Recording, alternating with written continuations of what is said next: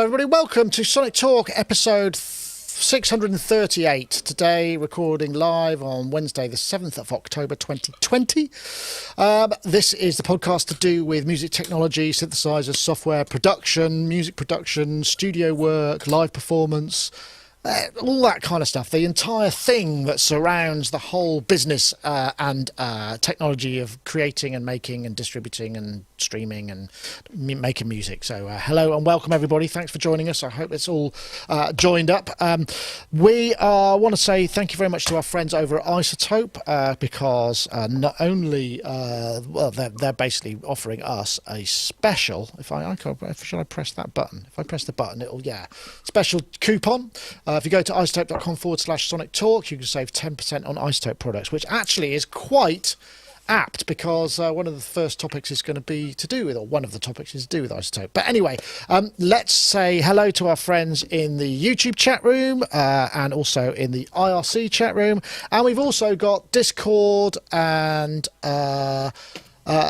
Twitch. That's right. That's what I was trying to think. That's what I was trying to think. And also, if you watch the pre-show, which is only on Twitch, I've got the Super 6 in the house, which sounds quite nice, I have to say. I'll be getting onto reviewing that sometime soon. But let's say hello to some guests. We'll start with Mr. Ty Unwin, media composer and pixel artist, who is there in his home studio because his internet. The story is, the story is his internet went. Oops, that wasn't supposed to happen. His internet went down earlier before the show.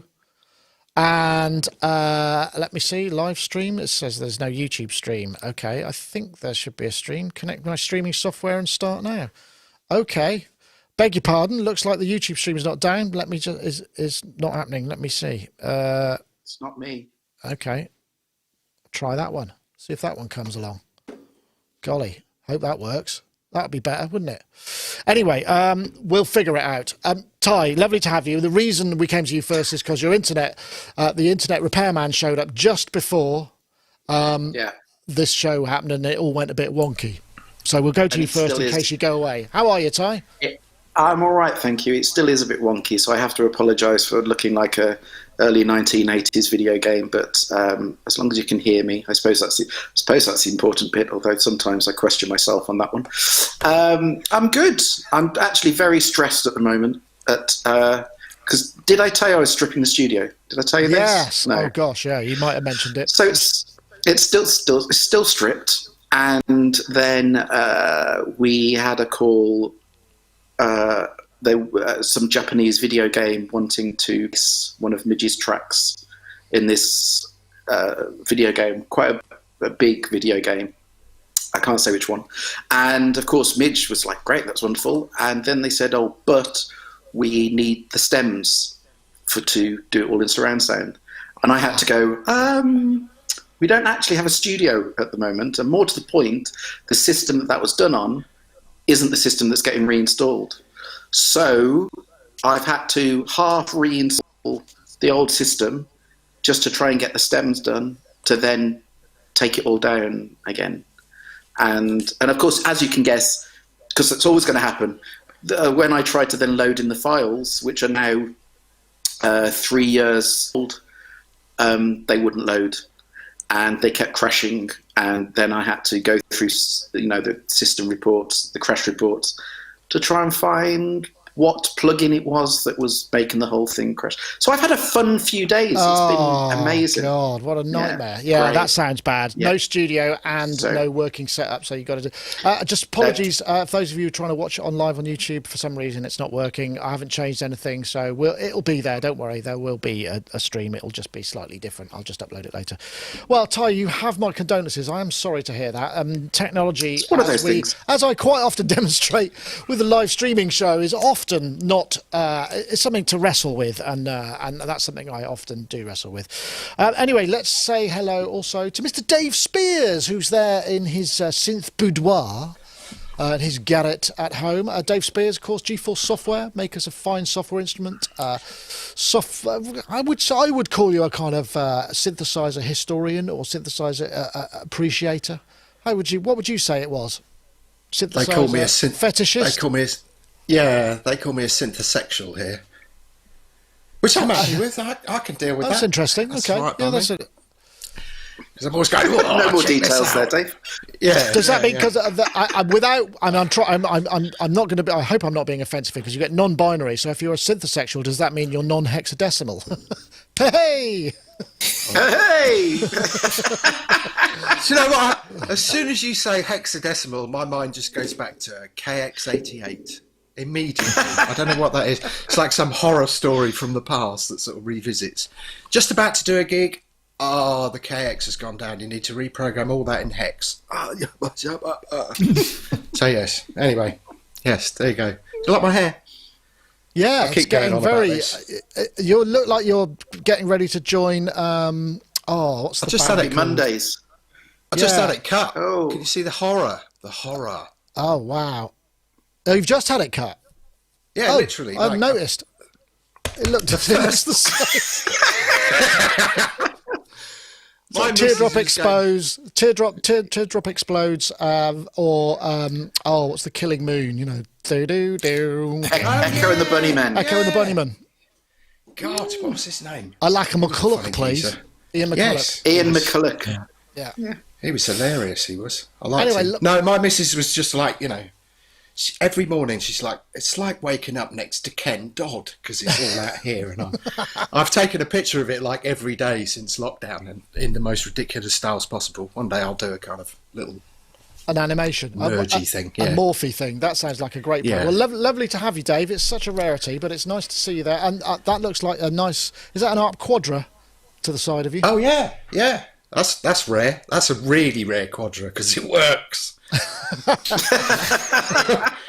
really does. And it's as got well. no snapped keys, which is probably quite another rarity, isn't it? Do they? I am really paranoid when I kind of come in round the side. I'm like, well, mind that key, mind that key, mind that key. Yeah, you're not allowed to wear any cardigans in your studio in case the buttons catch on the keys, right? Oh man! I mean, there was a legitimate Only reason why they onesies. had those keys. Yeah, or in black.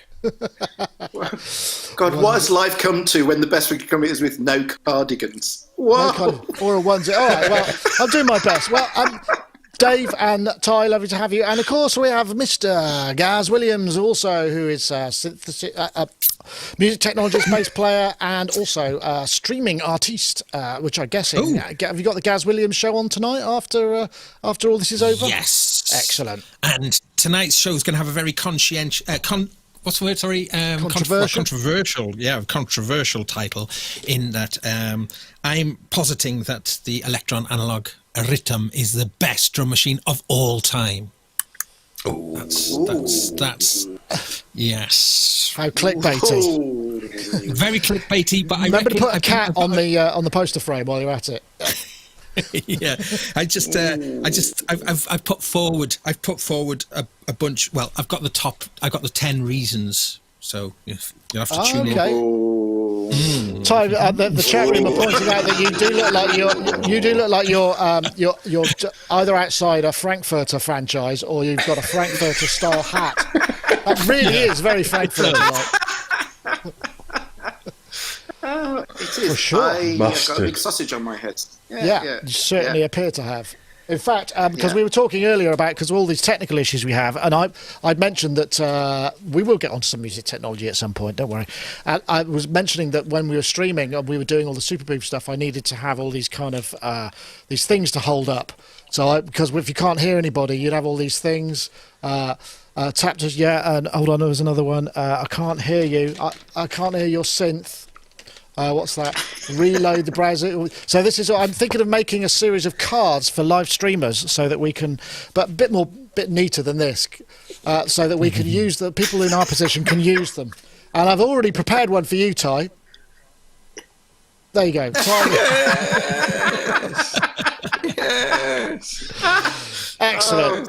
Well, all this fun and games is very much that, but we should probably get on and talk about some stuff because there's things in the world happening. I think we'll start. Actually, maybe we'll start with the new synth because we're all yeah. Why not?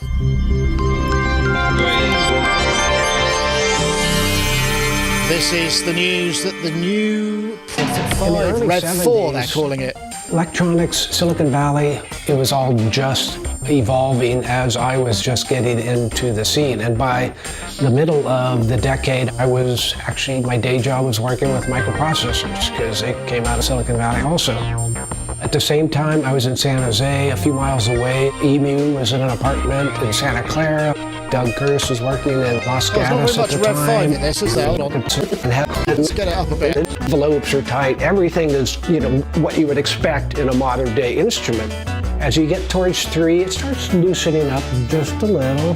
But when you start getting to 2, and especially to 1, it's spread all over the place. And for a lot of sounds, if you're doing chords and pads, having it set around 2 really sounds awesome.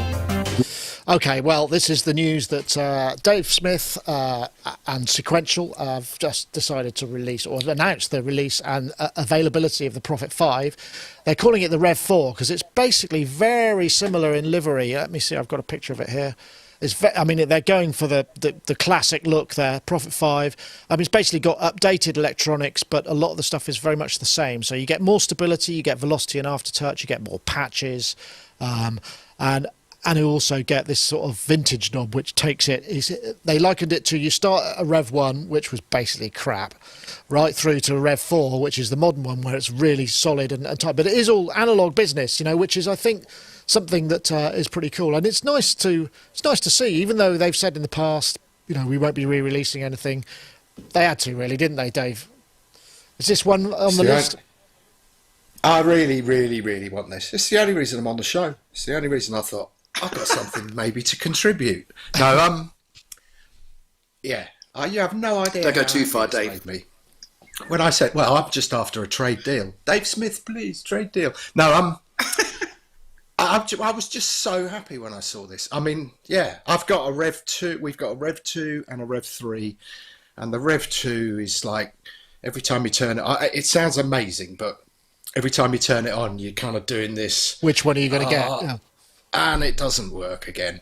And that's been back to Kent sort of several times. But when it works, it's got, there are SSM chips in that, and that sounds monstrous. Rev 3, I love. In fact, we even bought something recently. I don't think it's arrived yet, but it's a mod that will turn your Rev 3 into a Rev 2. And it's a non-destructive mod, so there's a switch kind of under I've got the Prophet here. By the mod wheel. Because I was like, yeah, that's probably the most reliable method we're going to have of getting the Rev 2 sound. So, yeah, very anal about this. And, yeah, it was a joy. And it's a 5-octave keyboard. And it's got velocity. And it's got aftertouch.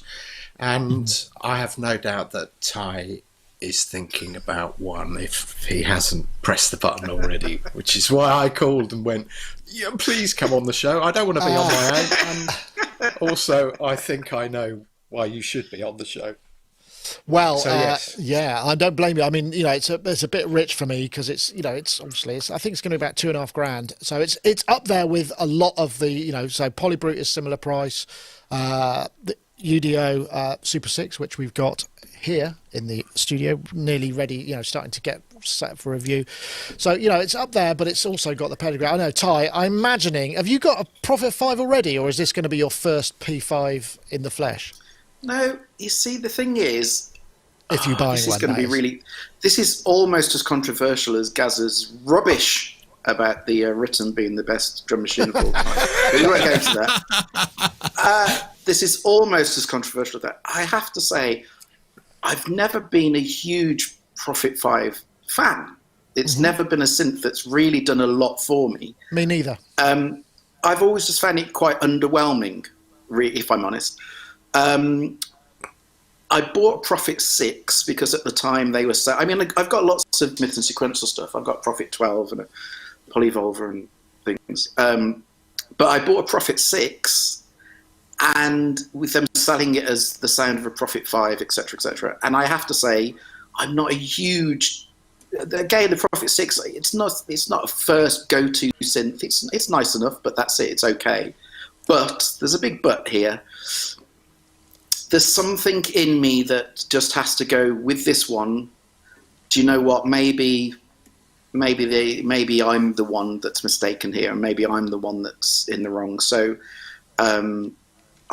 I've got a quote on a Prophet 10 to get one, because I kind of it's one that I genuinely I think I'm mistaken. I think I'm the one that is not getting what everyone else is getting. I don't think this is an issue with the instrument. I think this is an issue with me. So I'm going to get a 10. So wow. So it should be looking forward to it. Well, I must say, I'm very disappointed that they're not going for the 10 as in the dual manual one, because when I was a kid, aren't we all? That was the one. That was the one that everybody just sort of went, "Oh, I must have that." I know, Gaz. Yeah, I hear that you've got the same lust after the original 10, right? Well, I have mentioned this before, but Rob Greensmith, who used to work with my band Rocket Gold Star, he bought Asia's Prophet 10. When they went bust a number of years ago, Jeff Downes's Prophet 10, and underneath it we discovered it had a stencil saying Leo Sayer as well, so a little bit of heritage to that one.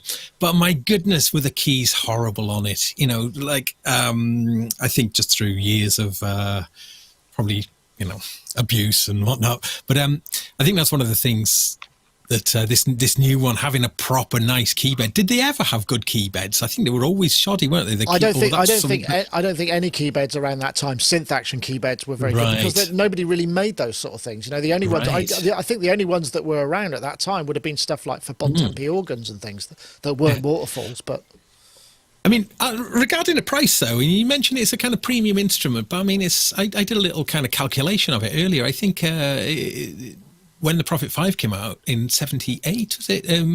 I think it would be worth about $24,000 in something like today's that. money. 24, yes. Yeah. So, when you're looking at, I think, $3,500 for the 5 voice, is it maybe somewhere for 5,000-ish, I think, maybe for the 10 voice? Well, it's £4,000 for the 10. Right, okay. £4,000. Right. Yeah. But it does seem to be like the market does seem to be sort of settling around what seems like an enormous amount of money, around a sort of like maybe $2,500 to $3,000, but that does seem to be quite a competitive, surprisingly, field really for synths. But and that's really hasn't happened for many years, so it's kind of curious, interesting. But I think this is fantastic. I was going to, but I am, like I say, I am disappointed we haven't got the Prophet. Will Gregory's got an original Prophet 10. And it's got the cassette thing in the side, which is, obviously doesn't work anymore. But apparently they did make a Prophet 10 in a Prophet 5 case originally, but there was only a few made, and most of them didn't work, and they had to be returned to base. So the Prophet 10, I think it was just there wasn't enough space in the case to kind of. So with modern technology and engineering, they'll be able to figure out how to make it not burn like a small volcano, and it should be okay. Yeah, that'd be handy. Yeah. I don't know. I'm with you, Ty. I've never kind of felt that whole thing about the Prophet, and I don't know why. I mean, it's probably because I've never really spent that much time with it. It's not that I disdain it in any way. It's just. I think. I mean, again, Dave's your person to go to here because he, but. I've said this before, there's a huge amount of nostalgia just remembering how some of these synths were incredibly special, and some of them, when you then now revisit, I'm not saying they're not as special, but they're not quite as good as you remember them being. But, Dave will quite happily completely destroy that one and tell me I'm completely wrong. But there's a lot of modern synths out there that, have a certain something which isn't vintage or isn't nostalgic, but it's still great synths. And it's like we've had the conversation before about the Dupe Trait. Everyone thinks the Dupe Trait's the best thing since sliced bread, and yet every time I've ever played one, it's never really turned me on that much. The Prophet's the same, really. Well, I think this is also to do with the fact that the reason, because I look back, a lot of, Japan, Tin Drum, there's a lot of Prophet on that, and I really love some of the sounds on there. But most of it is not necessarily just the synth programming; it's to do with the production and what they then did to the sound after it came out of the synth that kind of makes it so special, which many of us have no idea what it is. So it's. it's again with the Jupiter that there was a utilitarian, because it was the only programmable polysynth at the time that was affordable or in any way mass produced. That's what everybody had, so therefore we associate the music that was made that time, which may have been made, but if it was a utilitarian, same with the Jupiter 8, and I've banged on about this. The reason, but then with the Jupiter 8, the big test of that one is you go and listen to the synth sounds on Blue Nile, the first two Blue Nile albums. Essentially, almost all of that is Jupiter, and you listen to that. And anybody but anyone that's into synths would listen to those two albums and go, I don't care what that synth is, that sounds amazing. And that's all basically on those two albums. Almost all of it is Jupiter 8. And so that, if ever to selling point for Jupiter 8, just listen to the first two Blue Nile albums, because the synths on that are amazing. So I think that was me on the Prophet 5. That was me. I mean, obviously I grew up around that era. In fact, we've got a 10, and in fact, we've got everything except the T8. And I do like the 10. I like that you can layer it and do the alternate keyboard thing. But for me, the weight of it and the size of it, it doesn't give me the same feeling bang for buck as the 5. And whilst I do like I say, I do like the 3. The Rev 2 was the one for me, but for me it was things like, certainly Tin Drum. Although Richard Barbieri told me a lot of that was Dave Silver on the OBX. Yeah, and for me it was things like Wally Badarou and Grace Jones. What was the Grace? Yeah, Private Life, man. You listen to those chords on Private Life, and that's all Prophet 5. Joan, I'm a Trading, Walk Under Ladders. That was Dolby with the Prophet 5 in unison. The thing that always drove me a bit nuts about the Prophet 5 and the 10 is you can't detune the unison voices.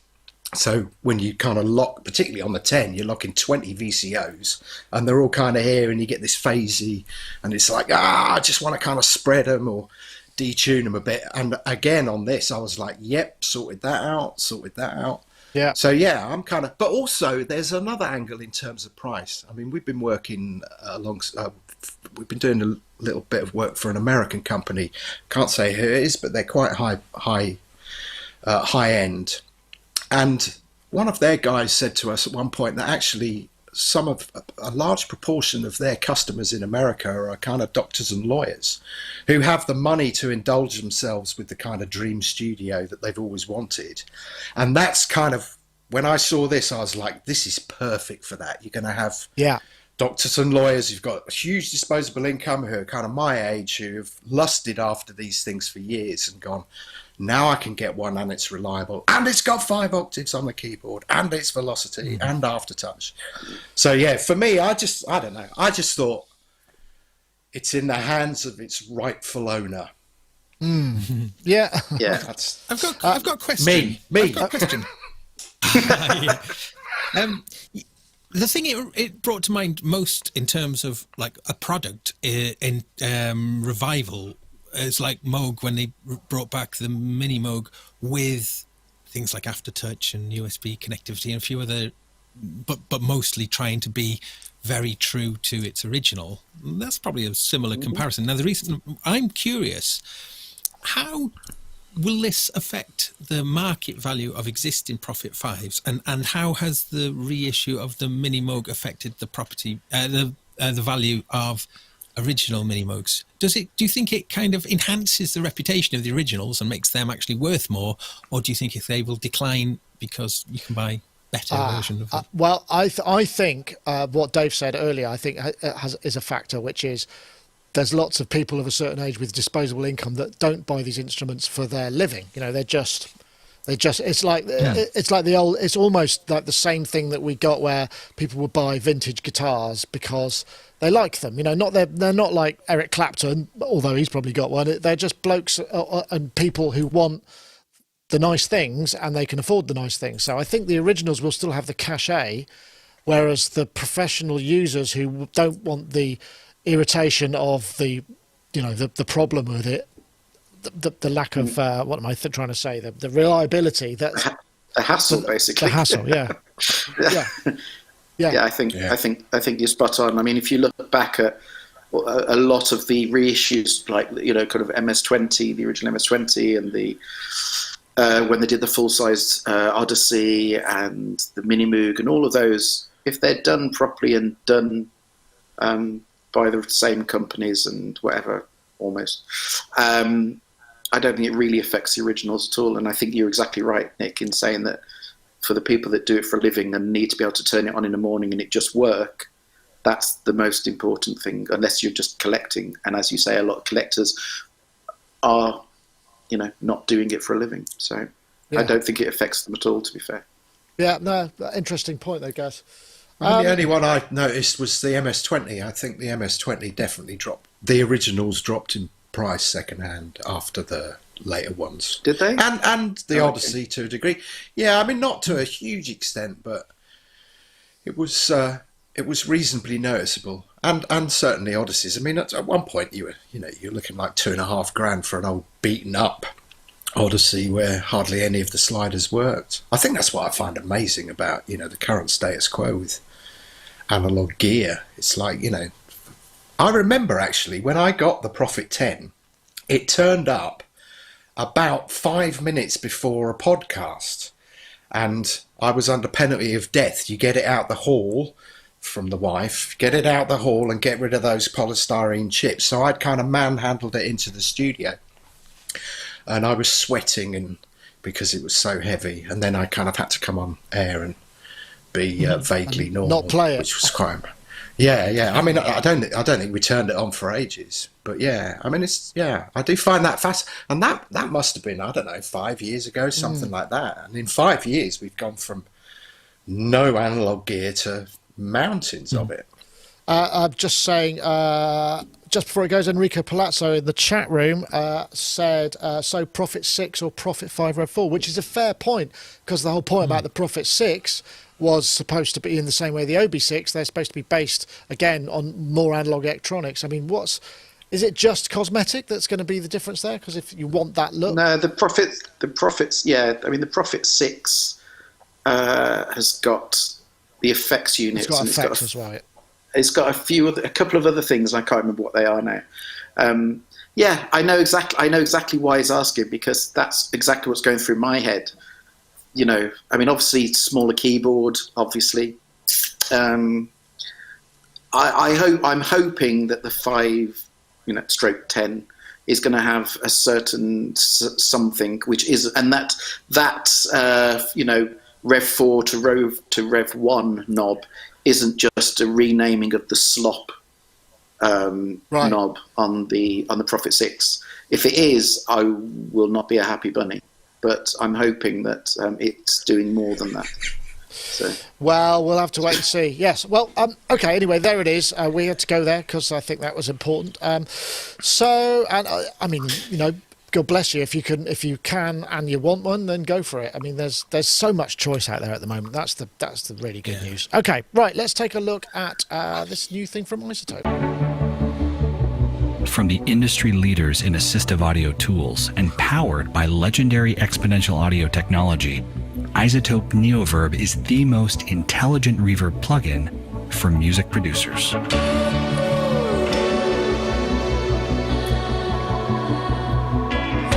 Introducing Reverb Assistant, the world's first real-time reverb preset creator, custom tailored to your track. With just a few clicks, Reverb Assistant helps you identify the perfect vibe for your instruments, tracks, and buses.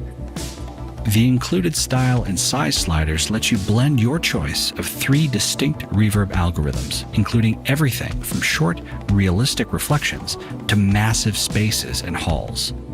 And a tone section provides a variety of different sonic characters for even more control. Hear your changes in real time as you make adjustments. When you're ready, hit Next. Neoverb will listen to your audio and automatically... Right, sorry, I was just getting someone's repeatedly trying to ring me. It's the TV aerial repairman who said he was coming yesterday and is coming today, which means I said, no, you can't ring me because I'm doing this. And he's rung me 9 times. But there you go. sometimes the message doesn't get through. So yeah, this is the news that iZotope Neoverb, which is some really interesting things going on here. I mean, in the way that they've added it was Exponential Audio that they acquired, wasn't it, last year or the year before? And this has got some technology in there, which is a great algorithmic, a specialised algorithmic reverb company, and it's got a bunch of that kind of intelligent stuff, which will, like the Reverb Assistant, which will tell you what needs to be masked in the mix, or how you could change the mix, or how you can change the reverb so that more of it gets through. It's clever stuff. I mean, I know, Gaz, I know you're a fan of the iZotope stuff. I haven't used Mixed Assistant. I mean, it's quite expensive actually. It's $300, which seems quite a lot, but it's still, there's a lot of intelligent stuff going on in there, I'm guessing. Well, yeah, I mean, I think there's a lot of things to consider here. I think the exponential audio, I remember we talked about that, didn't we, on the show? But having all of that, I suppose, all of the algorithms, or I guess a large amount of them, they ain't going to be cheap. So, but the assistant part, I think, is actually quite interesting. I do use the assistant quite a lot with mastering, the Ozone version of the assistant. Just because I think it does give you a very good starting point. And sometimes I've really struggled to kind of to get a better one, than it. So there's definitely very clever stuff under the hood on that one. And I guess there's going to be something similar with this. But I think what is particularly interesting with this is that reverb parameters they can be quite funny. Why would you want to adjust a lot of these parameters? I mean, brightness and darkness and length, those are kind of obvious ones, and size and shape, I suppose. But there's a lot of, I remember using TC Audio, what's it called? TC Electronics, yeah. Ether, the reverb, 2C Audio. And there is just a staggering amount of parameters available to you, algorithmic reverb, and a lot of them I don't know what, you haven't got a particular. It's not like a really interesting thing to adjust some of them. It's quite hard.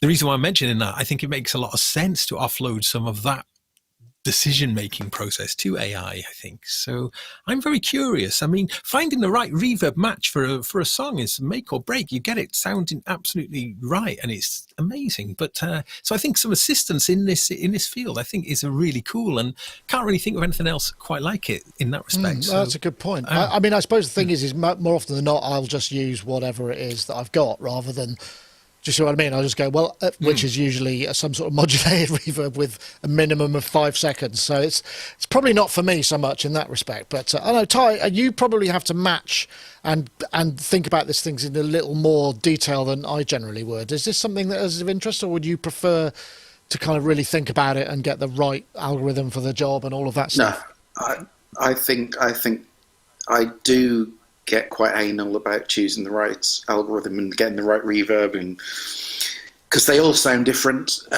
software, hardware, kind of Lex, Eventide, they all sound different, and they all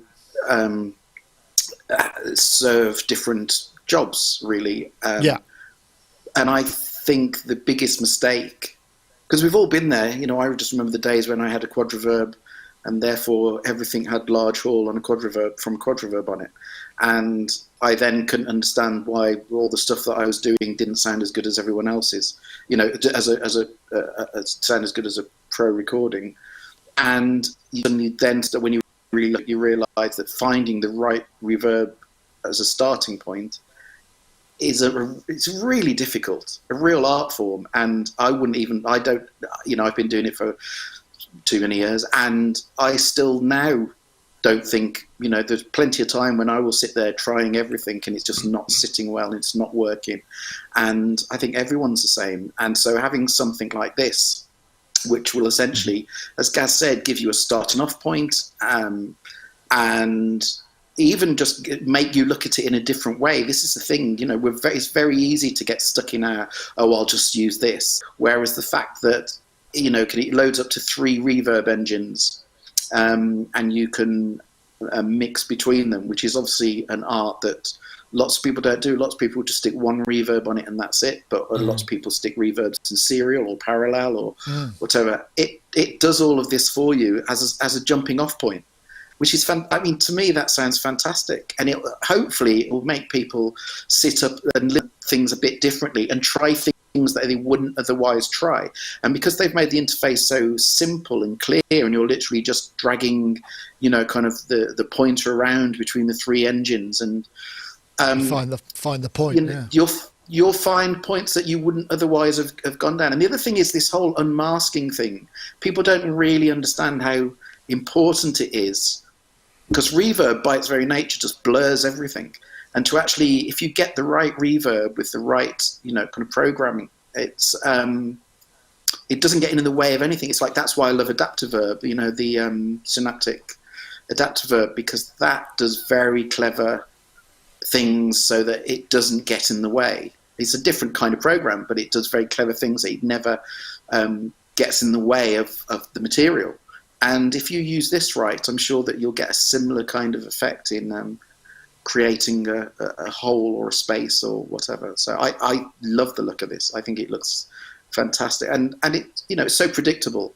The exponential audio stuff was always up there with the best software reverbs, and so it's inevitable that it was going to end up being combined with the AI from iZotope. So it's great. Dave, I come from the live engineering school of reverb. So you'd have any desk, you have three effects ends. You'd have long, short, and a delay, and it didn't really matter what it was. It was just when life was simple. They were the days, weren't they? They were. Funny, Ty saying about Quadriverb. My God, we ended up with two of those, and it was just like, yeah, wow, everything's going to be amazing. But it wasn't. In fact, what made me laugh is I went to Ty's one day, and he was playing me the CS80 and the Schmidt, and I saw underneath he'd got one of the big old mega lexicons, and I was like, wow, is that through the 460 or whatever it was? And he went, no, that's a 30 quid plug-in. I was like, sounds amazing. But I think that was in his acoustically treated room and stuff. So I went straight out and bought that, whatever that was. Love everything iZotope does. What was it? EOS 2. I think it was EOS. Was it Audio Damage, EOS? Yes, Audio Damage, of course. Yeah. Yes. Yeah. No, I love everything iZotope does. I played around with this last night. Really interesting, actually. I used it on a couple of vocal stems, and then I put it on something we've been working on for a very long time, and I went, ooh. The vocal stuff was really interesting. But which way would you work with it? Would you set up your sound initially and then try and use the kind of helper? Or would you use the helper first and then tweak it? That's what I was kind of intrigued as to. I suppose you need to know whether you wanted something long or short or, something authentic, and then figure out, you need to decide that first rather than, I don't know what sort of reverb I want, I just want reverb. Well, when you play it to it... Sorry, no, go, guys. No. I was just wondering what would happen if you put it, if you tried it at on different sections of the song. So, like, how if you ran the algorithm, the algorithm on the verse compared to the chorus, for instance. Oh, look at you being all Trevor Horn and clever. So, but I mean, that'd be quite interesting, wouldn't it? Because then you could have a different sort of set of, a sound that sort of morphs over the song's arrangement, to specifically tuned reverbs. Could be quite interesting. Yeah, that's a good idea. Yeah. Well, I mean, I've got a code. I will try it out. I mean, the thing is I don't really have any complex mixes that require masking because it's usually one synth. So, if there's not really a kind of, I could try it on this chap here, but that takes up so much space. It's I suppose if you mask that, there wouldn't be much left. Maybe, I don't know. And would you use it on a channel? I mean, I was using it last night on a channel, but would you use this on a mix bus? I don't know. Yeah, good. I wouldn't use it on a mix bus if I was going. Well, no, okay. Yeah, I'd use it as a send, but I would be using it specifically for one particular one instrument. I think the Reverb Assistant allows you to analyze the mix and compare it to your reverb, and then it tells you whether there's stuff in your reverb that you could get out of the way of the mix, or stuff in your mix that you can get out of the way of the reverb. That might be across the send. So if you might want to EQ the send before it gets to the reverb, which is often what people do a lot anyway. So I guess that's how it analyzes the stuff, right? If you do a send to a group, this is something I was just thinking about how this would work. Would be quite interesting. If you do a send to a group, and then that group, you then have that sending to maybe 4 different reverbs full, and then you've got the 4 reverb returns all the way down, and then you can just sort of increase, and you can listen to the reverb mix of. You've got essentially 4 identical sends going to 4 reverbs.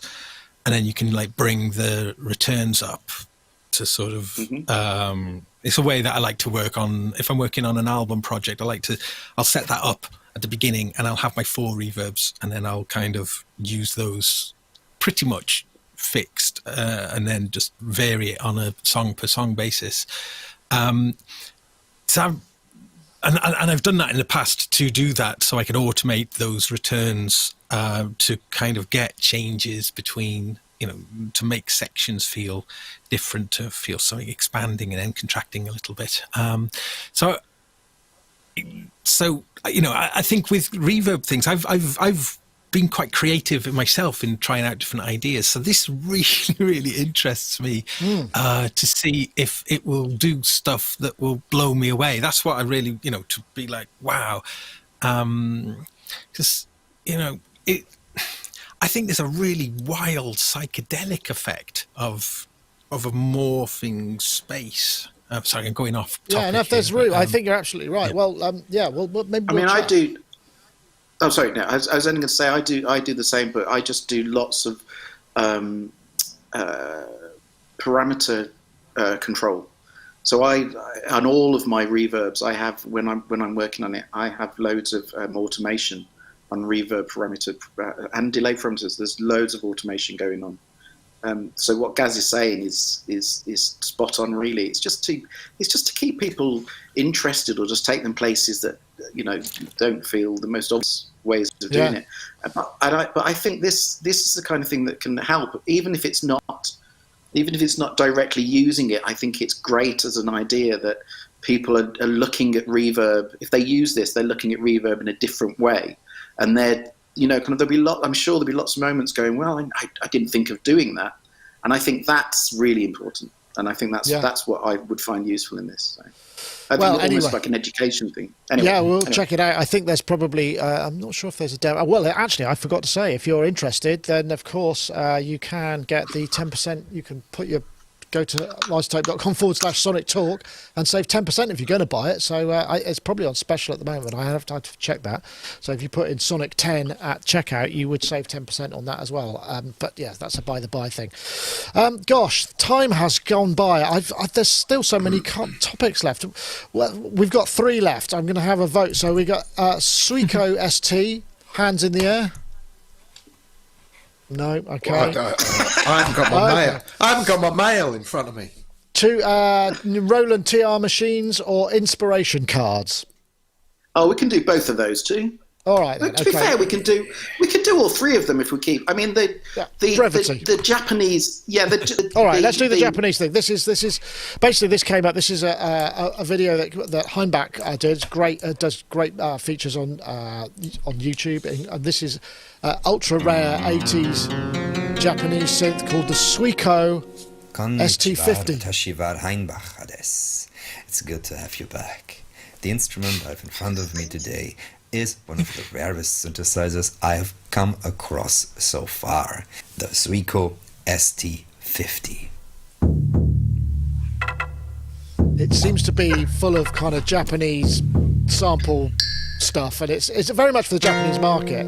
I thought it was kind of cute and kind of something a bit different. Never heard of it. I will point out, I did look to see whether there were any. This was from an article originally on Synthopia, and I immediately went to Reverb. Whoa! Found one that was £463. So I don't know if that's a lot or not. I mean, if it's that rare, but it's like a Rompler with with. It reminds me a little bit of the what's the auto harp thing? Was that Suiko? Omnichord, yeah. Reminds me of that a little bit. I mean, not really, but just in its speciality. I think at the end of sorry, that's me. I think at the end of the day, it's an instrument that's specific to an area. It's got specific scales to the area. It's got specific sounds to the area. It's a Rompler. I think it's incredibly cute and incredibly interesting if that's your bag or that's where you live or that's the kind of music you want to write. And I think outside of that, I think if you compared it to any modern sample library, it sounds crap.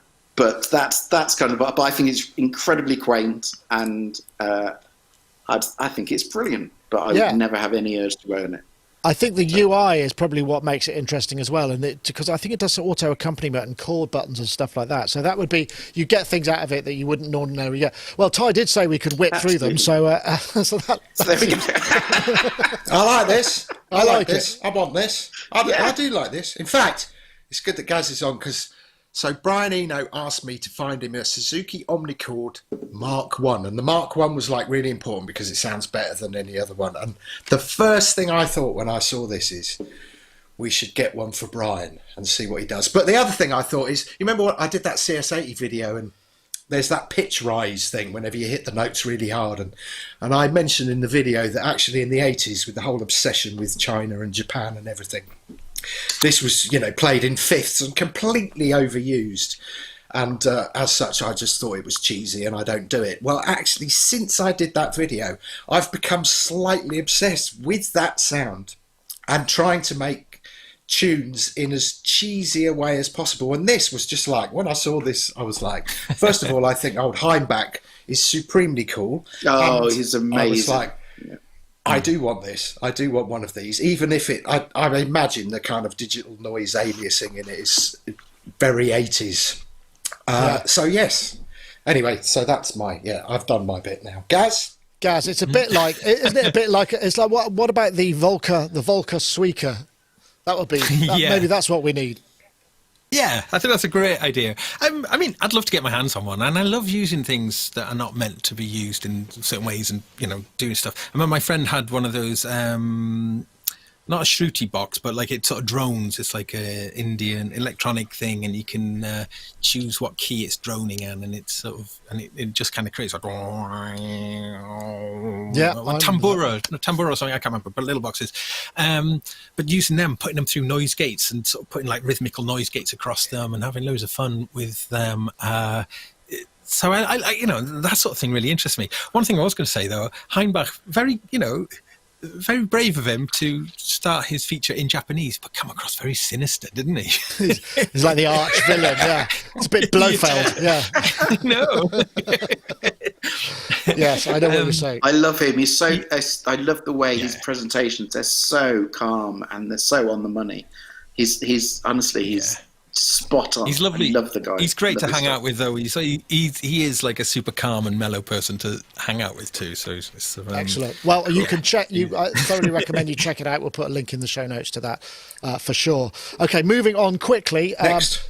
New tranche of Roland drum machines. This is the TR6S, which is a 6-channel version. It's basically got the same voice architecture as the 8S, which, as we know, was considered might also be something that you might consider as one of the best drum machines of all time at one point. Just throwing that in the mix. The TR6S packs a pretty impressive amount of features into a small and portable machine. It's very small. By the way, can also be battery powered. And just like its bigger brother, the TR8S, David Ireland there on the case. And the thing about this is it'll play samples, so you can put samples in it. So it's kind of a nice, cheap or affordable drum machine. And there's also the, what was the other thing that it was? The, hold on. The 06. The 06, which is... Yay! I don't know, what's the obsession with this drum machine, for God's sake? God, stop now! Stop now! Stop! Okay. What? Stop making them? Stop talking down about the TR... Do you love the 606? Oh my God, I love the 606. Stop! Wow. I think Ty's putting forward 606 as the best drum machine ever made, Gaz. You're going to have to fight it out later. This TR6S, yeah, looks very cute. Sausage fingers, not going to happen. The TR06, I wet myself. Honestly, I wet myself when I saw that this was coming out. So I am so excited, and the features they put on it are everything that everyone wants, and absolutely. It's the IRA thing. Brilliant, It's IRA, isn't it? It's kind of like the boutiques, but the drum machine version, like the 909. So it'll have presumably separate voice outs put on USB, battery powered, those kind of things, and they do sound pretty good. It's also the fact that they've added different parameters that for like the snappiness on the snare, all the things I kind of wanted when you have one of the originals. And I mean, the bottom line is, look, it was my first drum machine. That's why it's more nostalgic. It was my first drum machine, and I did so much with that, and I knew it like the back of my hand. And I still love the sound of it, even though it does basically sound a bit crap. But I still love the sound of it, and I'm very excited about it. But the TR6S looks fantastic, but it's just too small for me. Well, it does look fantastic. It does, in the same way that the MC101 is to the MC707. The MC707 is very hands-on, and I've actually got it here In fact, I was playing with it. Yeah, I was messing around because I'm going to share the project for it. But the 101 is just horrible to use because it's too small. And I have a feeling that maybe is it the same footprint? Similar, I think, but yeah, I think so. Right. Yeah. So that that's but it's a new area. But it's got the same FM voices. It's got, for affordable, they're both 351 quid, which seems weird. I would have thought the 8S would be more expensive than the Drummatics, but hey, there you go. And so that's that bit of news. Right, we're going to move on. This was, I think I've got this. Did you want to, sorry, Gaz, did you want to add to that? Well, only that I think that they may have just got something absolutely spot on with the 6S, though, just in terms of it being, I mean, it really is pretty tiny, but I mean, it packs an enormous amount of stuff in there. As you say, it's got the whole engine of the 8S in there. And then that also includes the FM engines, which I think was scatter effects, all of that stuff. Scatter. Yeah. So I don't know. I have a feeling that actually is probably going to be a bestseller for them. And it's under £400, so 351. I'm just trying to see what the specs are on this. It's got an SD card, connectors. Yeah, it doesn't have any input, so you can't process external inputs or sample into it like I think you could do with the 8S. So that would be the downside. But okay, fair enough. So we're moving on quickly to here we go. This is the Song in My Head presents. These are basically songwriter cards. So it's just a set of inspiration cards with a very fancy marketing video. But it's quite an interesting idea. So you can buy these. Let me have a look. I think they're like 30 quid, 10 families. You can basically just kind of mix and match styles. Wisdom card. This is an interesting idea. Somewhat oversold, I feel, but... the harmony card. I think it could take you in a lot of interesting directions if you're lacking inspiration. And I think has it got an app with it? I can't remember. I think there's something. Yeah. Anyway, I would very much check. I would check that. I mean, I'm trying not to because we're rushing it, but I quite like the idea. But it kind of the reason I'm rushing it because it threw up a wider thing, which is okay. We're all occasionally creative or often creative. What? Have you tried? There was the Eno oblique strategies, which are quite obscure. They weren't terribly cheap either. I think. Can you now print them out? I don't remember if you can or not. Whether they're still sellable. Does anyone know? No. There was a way to print them for years. There was a website that there was something. Yeah. I think you can buy them though. Oblique strategy. So I'm pretty sure you can. Yeah. So. I don't know. I think I like the idea of this, and it may well be really useful and kind of trigger a lot of ideas. But I wondered whether or not, when you're suffering from a lack of creative inspiration, is it something like this that you would turn to, or do you have any tried and tested things, or like me, do you just turn it off and come back tomorrow?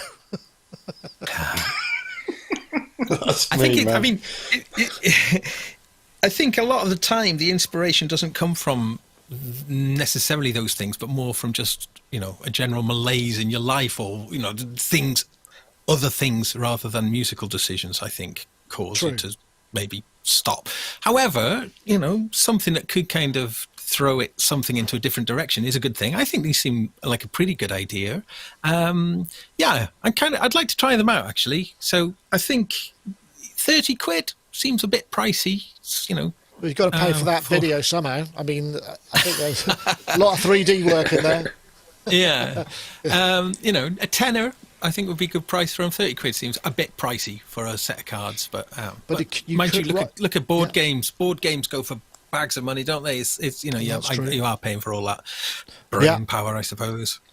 I know, Ty. I'm getting the impression that often you probably don't have time to not be creative, or if you're not creative, it's like even if you're having a bad day at the office, you could do something that would be acceptable. But there must be times when you just think, I just need a little moment of what how will I approach this project, or whatever it may be. No, you're right. You're spot on, because because of what I do, I don't have the luxury of having moments where I need to be inspired. I think this is part of the reason that people think that when you're grown up writing music, you have to be struck with the muse and suddenly have the moment and all that kind of thing.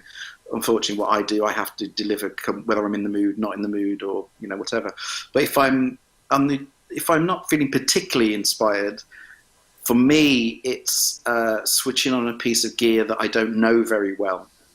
That always helps. Or loading up a piece of software that I don't know very well, or going through patches on a synth or a piece of software that I don't really know.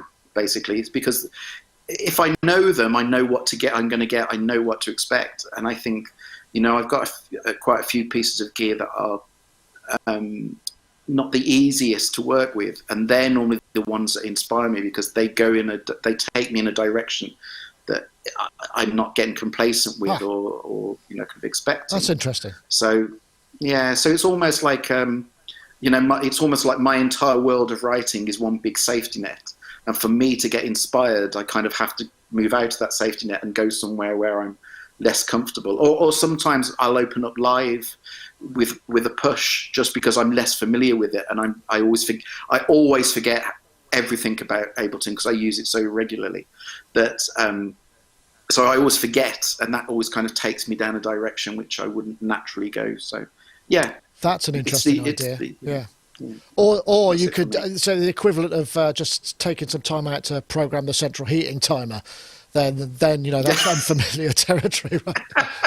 Yeah, it's not far off. Yeah. Right. What about you, Dave? I know. You've got plenty of synths that presumably you are very familiar with. So sometimes, I don't know. I find I turn on a synth, I'm flipping through presets.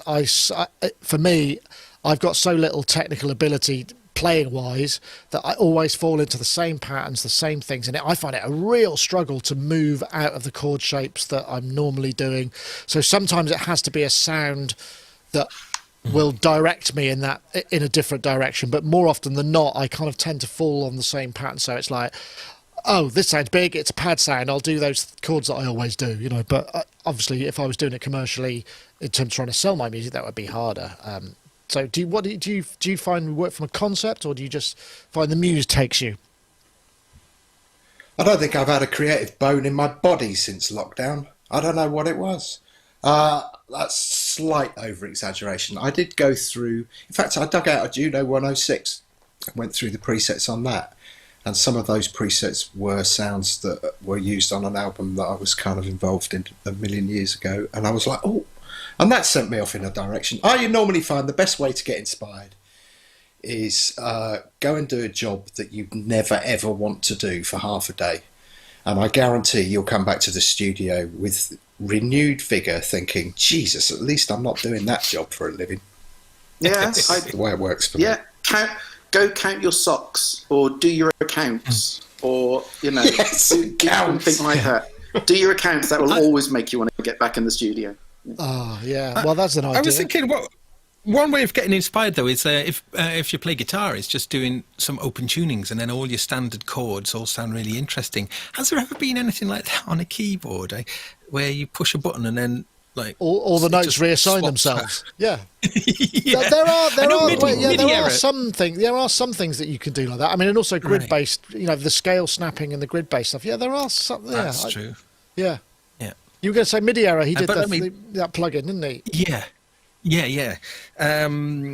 But I mean, from a guitar point of view, like open tuning, my goodness, every time I discover a new open tuning, it feels like just like some new dimension opening, some portal into some exotic otherworldliness, and it's just simply just from a couple of strings being tuned differently from normal. And I'm away for hours then, just coming up with all sorts of stuff. And that's always, I mean, that's a really obvious example, but I'm trying to find the MIDI error product, but I can't find it. Sorry, carry on. The other thing that I do, which is a very personal one, is because over the years I've written so much music, and because of it's just constant, and so I never go back and listen to old stuff that I've done, incredibly rarely.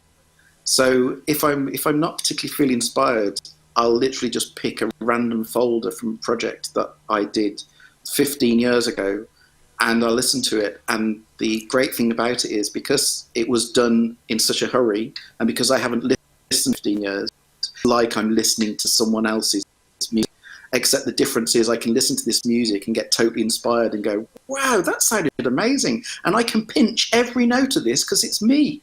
And that's a good thing to do. No, go for it. Go for it. No, I had exactly the same thing recently. I wrote up my life in the 80s, but it was the opposite outcome. I listened to it and went, that was terrible. That is the danger, isn't it? You just think, oh, why do I bother? It's all so bad, and always has been. No. Genuinely, and this is absolutely truthful. Don't ever presume that that's the problem. The problem is when you listen to stuff that you did 20 years and go, oh my God, I used to be really good. And now, because I swear to God, I get that one all the time. I listen to these old projects thinking, God, I used to be able to write tunes and everything. It was, honestly, I swear. I listened to old stuff. I think I peaked in 1990, and everything I've done has been a steady decline. But you can only, I mean, once they kind of over mix your stuff with a load of Foley work and the dialogue, so that nobody can hear anything anyway enough times, then you would presumably not invest so much emotional energy in those kind of projects. Do you know, I would love to say that you were spot on, Nick, but I have something wrong in my head. And I will still spend exactly the same amount of time and effort and hours and days and months on a piece of music that I know when it's actually in the dub, all you're actually going to hear is, and that's all you're going to hear. I will still put exactly the same amount of time and effort into it. It's a problem. Do you think that's why Hans Zimmer uses those massive drums all over the place? Because you just cannot. Then you absolutely know that they will be heard. There's no way that you can't hear them, because you get that, and it's like the emphasis point. Yeah. There you go. That's going to be loud, and maybe they'll keep the volume up. Who knows? Well, maybe. In a love scene. Maybe they won't. Yeah. Exactly. Bang the drum. Yeah. Excellent. Anyway. That's brilliant. Well, we kind of got there in the end. I think we've kind of made it almost through. I'm sorry about I don't know where this has ended up. There are people watching it on YouTube, but I have no idea where they are, because it's not there anymore. So I'm completely, I don't know where it is. So hopefully it'll Can I fun. Can I just say, when you put all four of us like that, so put all four of us on the screen. Yeah. I really see what people mean about the Frankfurter. This hair was a bad idea. It's like one of those arrows, one of those arrows you can put on your head that goes across as though it's going through your brain. Hang on, if I get right in the middle, hang on a minute. It looks like it looks like I got orange ears. Yeah, that's it. That's special. Some new headphones that you've just been sent in to try. Brilliant. Excellent. Well, thank you so much, everybody. It's been a great fun episode as ever. I want to wish you all a lovely week, and also say thank you very much to all of our other people in the chat room. There do seem to be YouTubers there, but I just don't know where they are.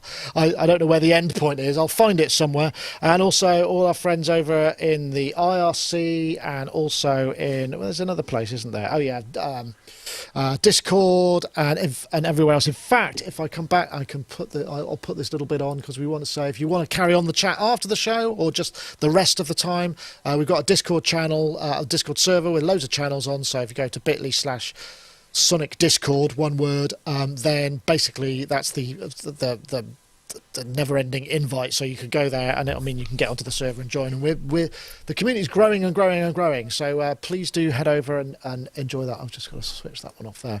But Gaz, thank you so much for joining us and making yourself available at such short notice.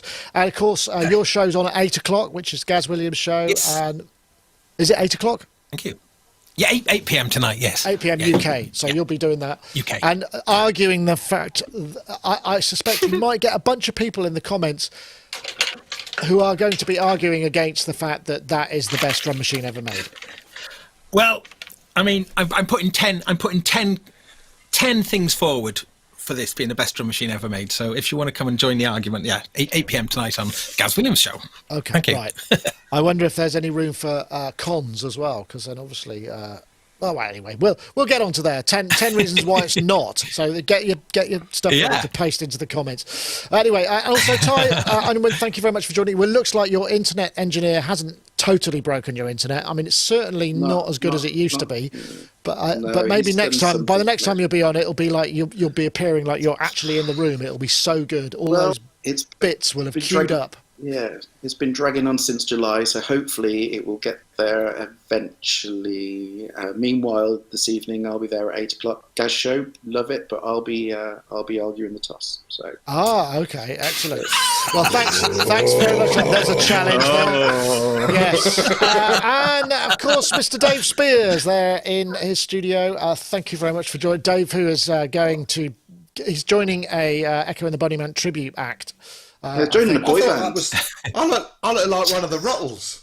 Oh, yeah, okay. So I'll be a hairdresser. Either that or a twat. Right, enough of that. Oh, sorry.